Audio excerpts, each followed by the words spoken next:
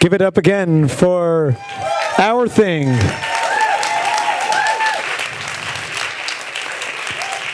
A big thank you to Stephanie Nielsen and AHRC for bringing this here to us.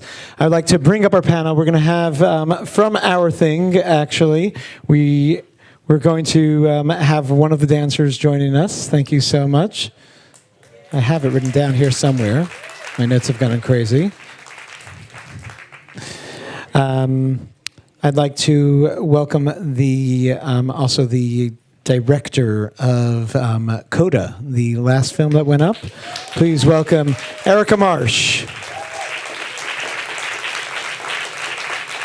Please welcome the producer of Coda, Cassandra Jones.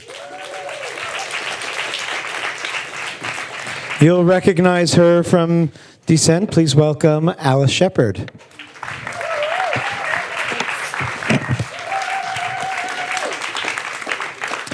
And please welcome our moderator, John Hagenbotham.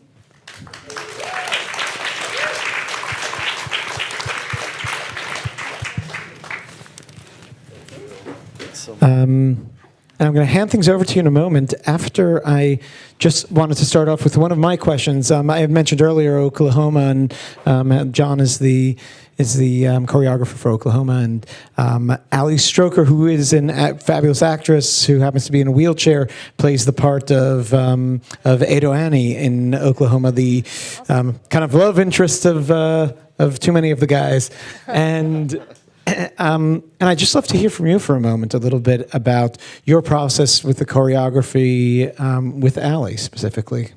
Sure. Well, hello. Thank you. It's so nice to be here. And that was beautiful work that you all did. It was really great to experience that today. Thank you.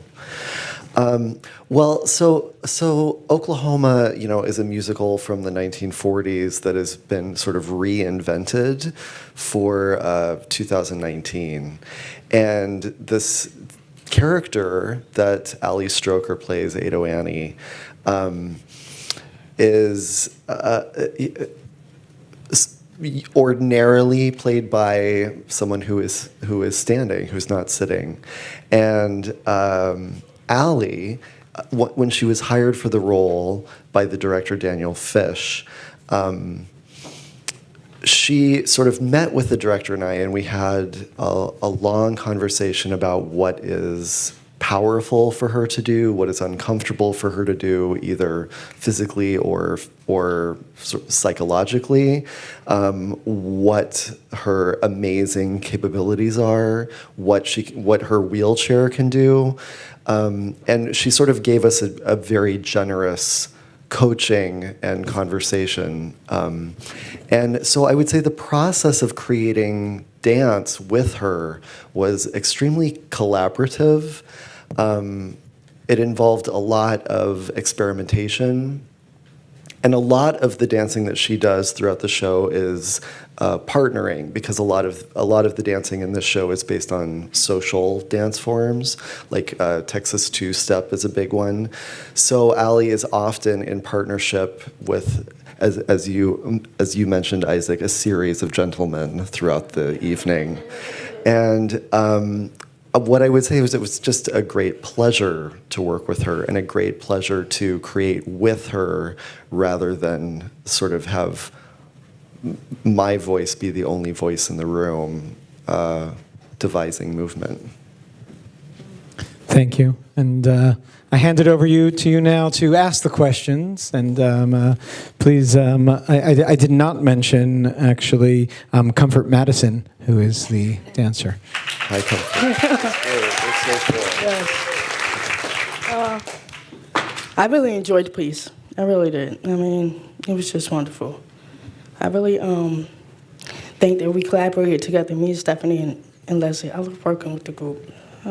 I believe that it fills me with confidence and encouragement and motivation. I always believe in myself and believe in everybody else. Just keep on going, keep on driving, and keep on dreaming. Live your dreams.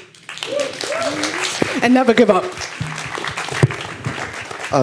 Well, Comfort, as you're sort of starting off this discussion, maybe I'll ask you a question first, which is, I'm aware that this piece was created very collaboratively, and I wonder if you could talk a little bit about, collaboration can be so many different things, and I'm just curious to know the specifics, if you can tell me, how did you make this piece? How did I make it? I started off from a name. I think in the beginning, we did names. We did our own name. So we had like different body movements, different hand movements, different shapes, heads, circles, whatever. See, that's how we collaborated, and then everybody came together. Hey, I wanted to do it too, and that's how, yep. That's beautiful. So you were devising movement. Yes. And then also teaching to the other dancers in the Yes. room? Okay, beautiful. And can you also just talk a little bit about the final section of the piece, the mashup? Okay.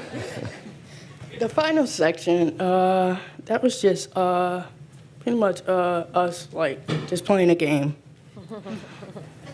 Who gets the chair? And it's just like again like our emotions, our feelings, and just trying, or just being silly, just having fun, and just I don't know, just being happy. It's kind of like just playing like musical chairs. That we was kind of like doing.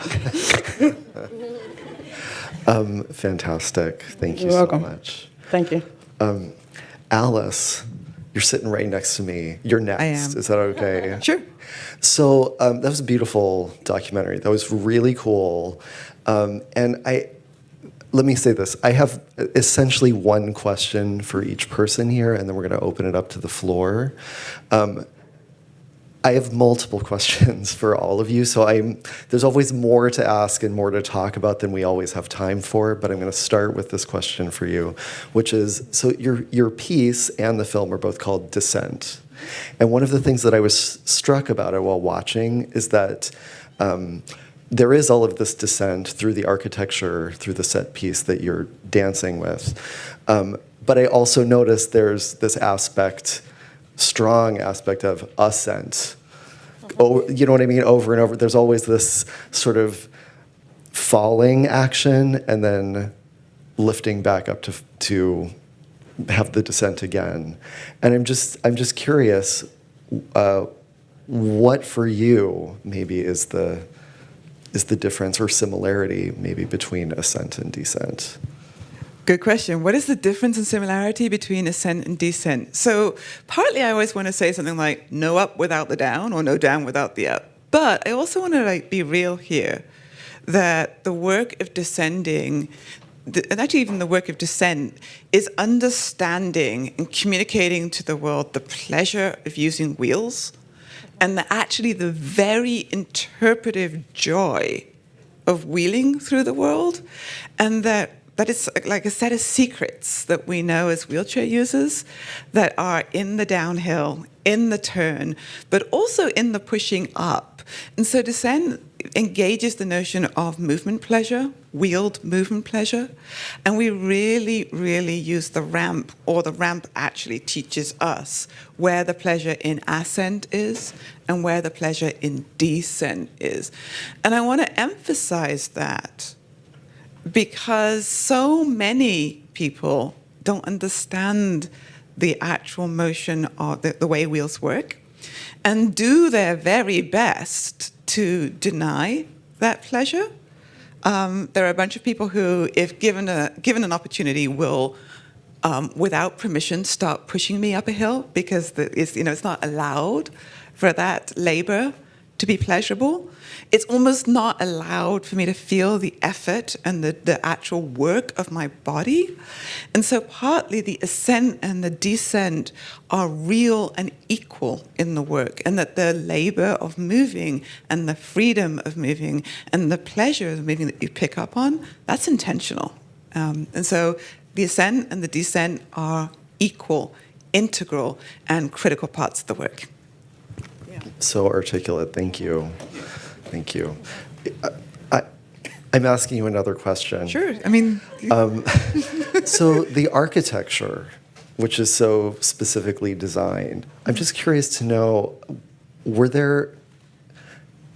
in making this, were there other versions or other experiments that didn't make the cut into the final design?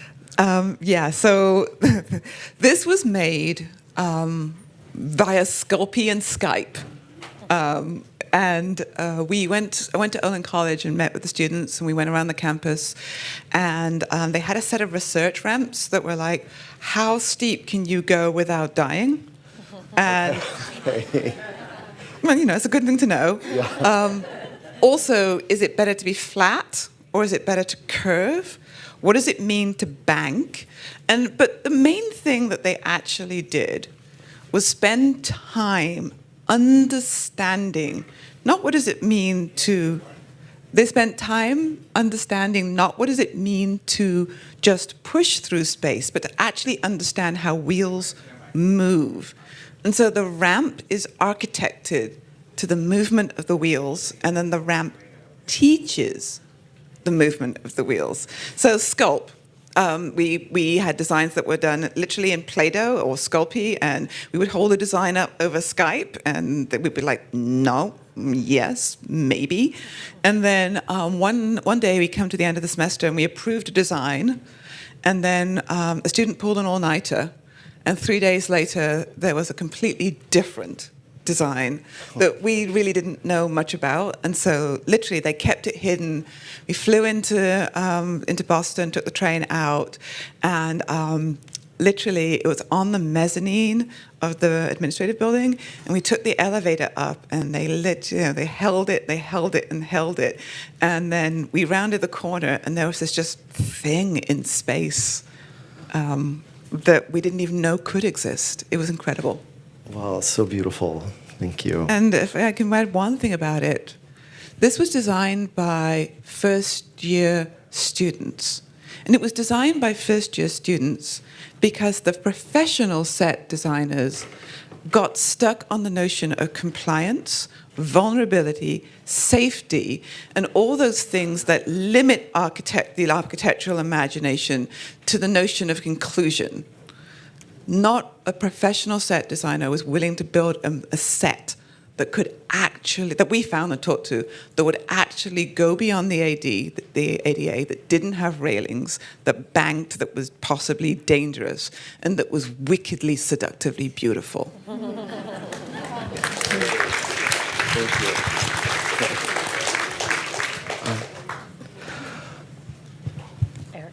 you. Erica, thank you so much. I appreciate it. So Erica, I have a question for both of you, and please tell me your name. Cassandra. Cassandra, director, producer, fantastic. So my question is from sort of the dance side area of the world for a moment, which is something that strikes me about your film, is that American Sign Language and dance are both forms of communication that involve the body and gesture.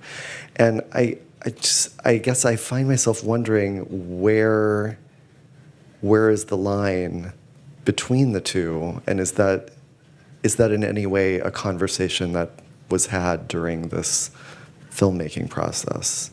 I don't know if there is a line specifically that we were trying to draw in any particular way. We worked with Tice Diorio, the choreographer, and we had the song which we had created for the movie. So we also had these words, so we can get versions of sign language interpretations of these words, because sign language isn't completely an English translation, it's its own language. So we had different ways that we had presented to Tice and spoke with him about, things he could use or ways we were thinking that they could be used. And then he came up with, obviously, his version of that. And then it was tweaked, and more was added in, and things were taken away.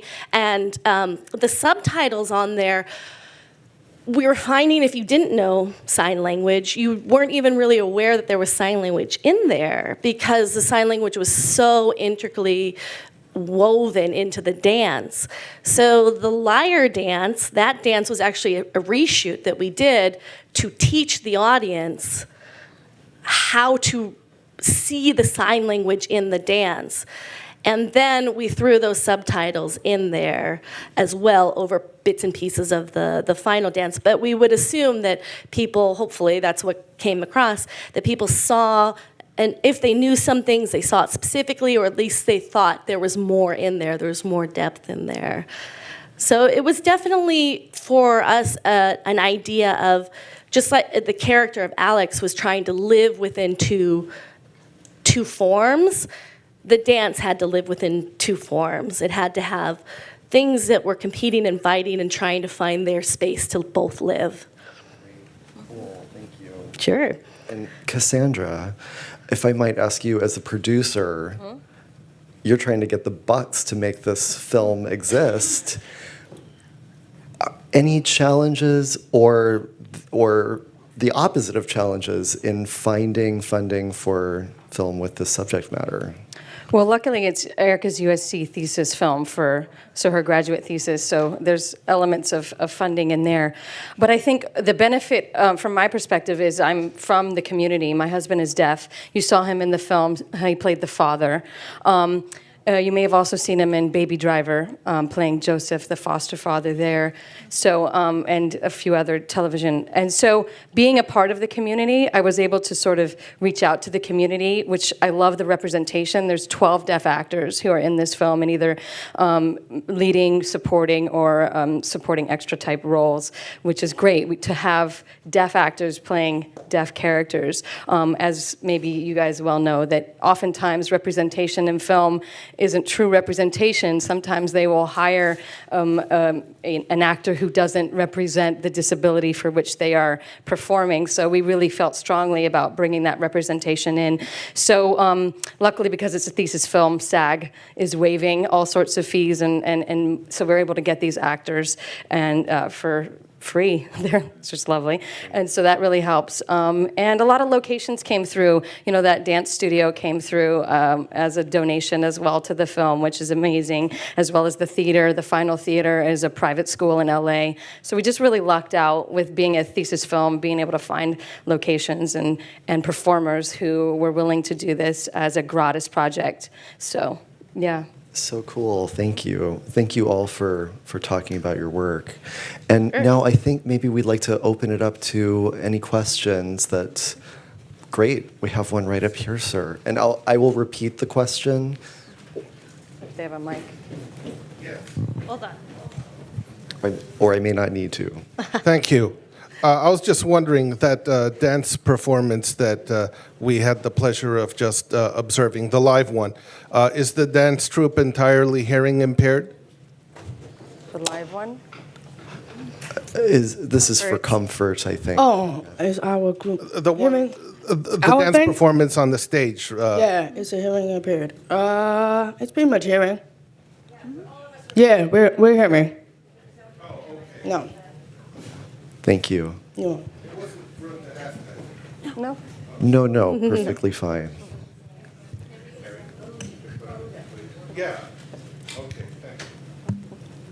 thanks. For Erica and Cassandra, in watching the Coda piece, I couldn't help but observe that she was living in more than two different worlds. She was also a biracial child. Definitely. But you just totally passed that over. Is it just so acceptable today, or one disability is? I mean, I don't think that it was that. I think it's really more when you're dealing with multiple versions of otherness, there's always one that's dominant.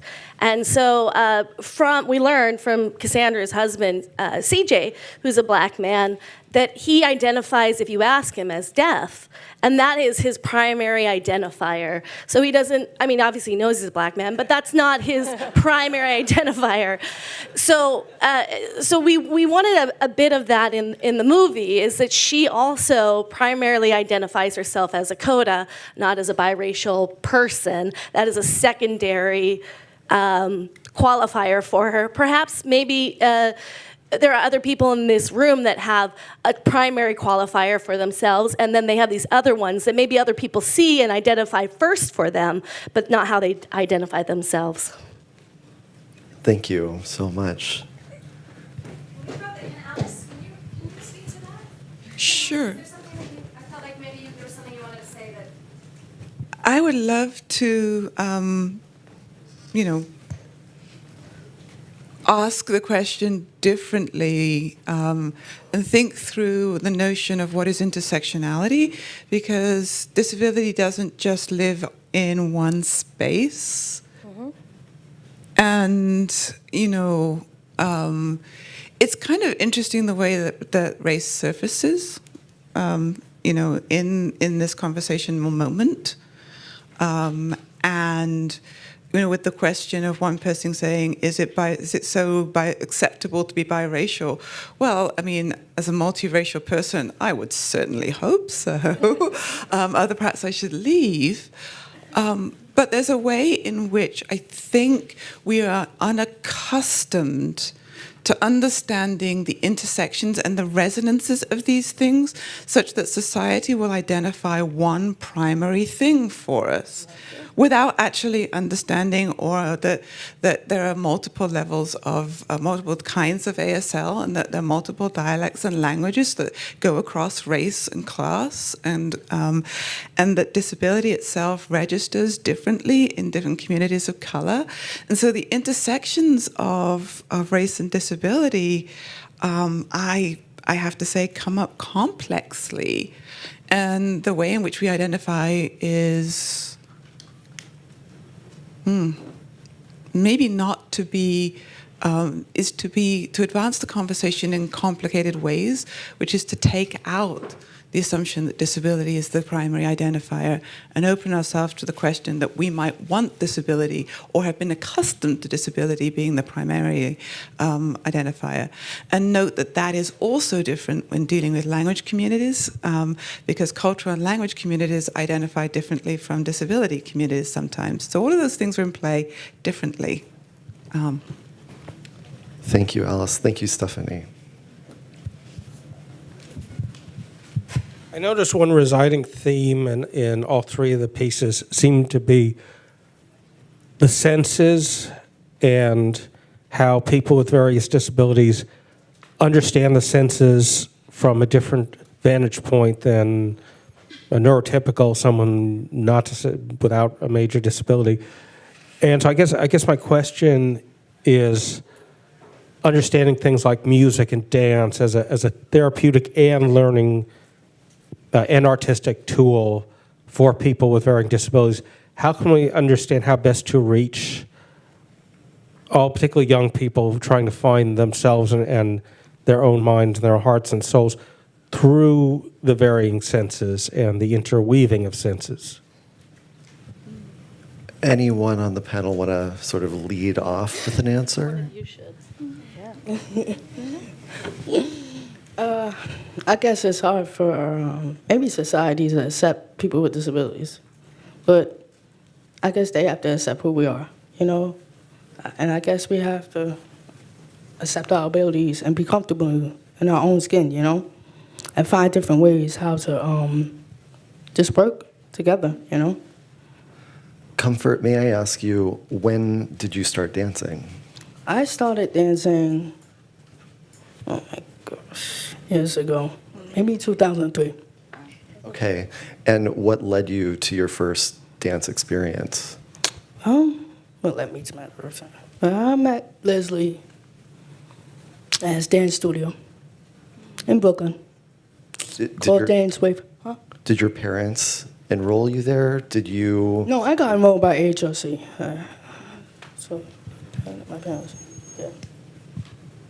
Thank you. And you kept going from 2003 until the present? Yes. Amazing. So it does seem that community is a great way to sort of inform where opportunities are. I would just like to add, we specifically put drumming in the film because we knew it was a skill that CJ had, and people often assume that deaf people aren't musical, that they don't have musical talents or might not be interested in music. And I would say that you could carry that assumption through any sort of ability or disability that is out there, that if you just expose people to the variety of experiences, they'll find for themselves their path. And we just loved exposing CJ's talent at drumming through the film, and I'm sure that if you could expose whoever you're around to the variety of experiences, then those magical talents will appear, or interest, or whatever is hidden in there. I want to actually ask the question differently.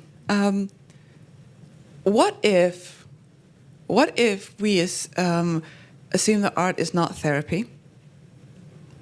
What if we assume that art is more than the best a disabled person can do in the arts is find themselves? What if we also assume that art is not educational? That is, my dance is not set to educate non-disabled people about the disability world I live in. And what if we ask the question that disabled people make work for ourselves, testing out our culture, our assumptions about culture, aesthetics, and movement? You're right. This is, my piece, This End, is a piece that people feel in their wheels. And the fact that people can talk about feeling it in their wheels means that I have spoken to a community of people who use wheels. And that can be wheelchair users, but it could also be people who use bikes or skateboards or et cetera. It's about that moment of kinesthetic power, of movement power, that is not educational. It is not about me necessarily finding out who I am, though the work does actually question what queer raced disability looks like. It's really about communicating art as a way that might be transformative, but not about developing an educational, inclusive message. And I think we have to be able to allow for ourselves a kind of artistic making that goes beyond the best I can be, is the best that art can do is teach non-disabled people. The best that art can do is be me. I want to be able to have that and go beyond that. Beautifully said. Thank you so much.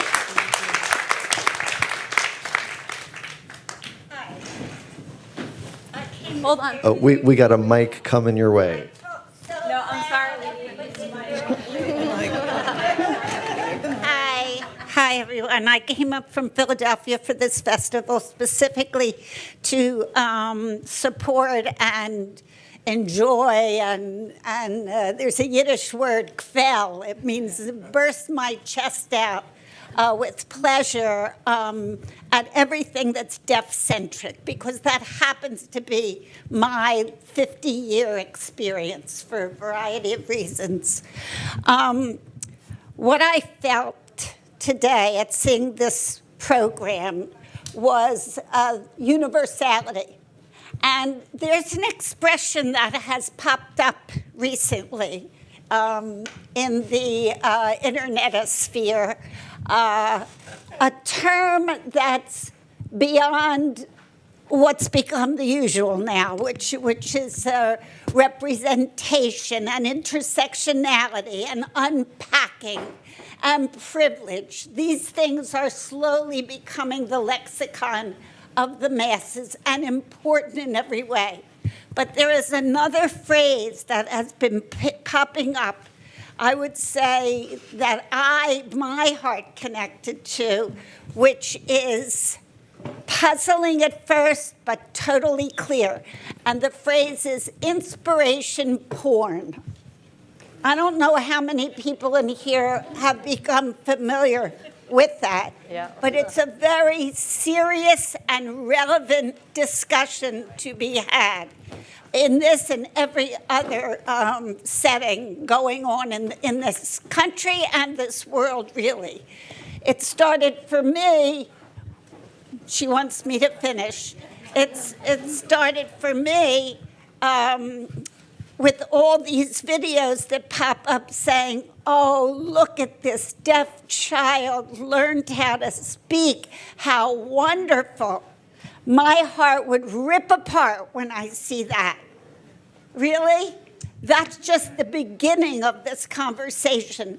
But everything that went on here today could come under that umbrella if people allowed it. I don't think it should be allowed. Everything that was here today was real, was unique, was art, period. Art. Not for this reason or that reason. It's nobody's business to say for what, except the artists themselves. It was just a magnificent program. Thank you. Thank you. Thank you so much. Thank you. And I'm going to do just a time check right now. I feel like that was sort of an amazing way to sort of close our time together today. So I want to thank all of you so much for contributing your work, beautiful work today, and thank you all for participating here today. Thank you.